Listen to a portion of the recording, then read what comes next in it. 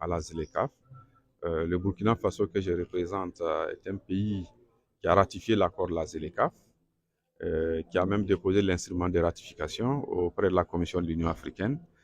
C'est pour dire combien notre pays accorde un intérêt particulier à ce projet, parce que c'est un projet qui vise à créer un grand marché africain de plus d'1 milliard de consommateurs.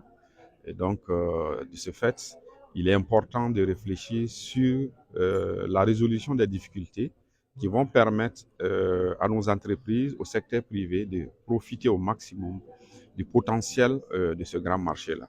Et parmi ces difficultés, effectivement, il y a la question du transport.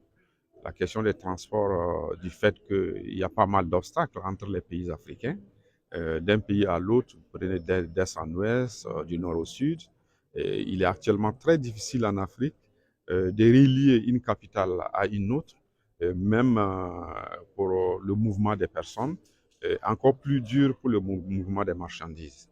Donc il est important que pour dresser cette difficulté-là, que les autorités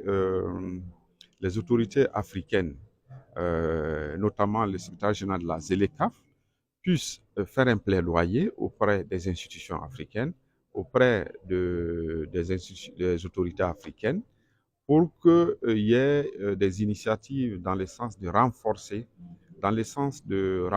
l'existence et la construction d'infrastructures, notamment d'infrastructures régionales. C'est-à-dire qu'on puisse avoir la facilité d'un pays à un autre ou d'une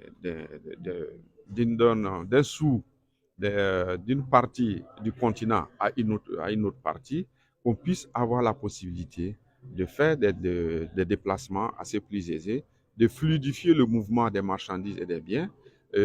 Pourquoi pas, l'autre initiative serait de pouvoir mutualiser, n'est-ce pas, l'utilisation des infrastructures, comme les infrastructures portières.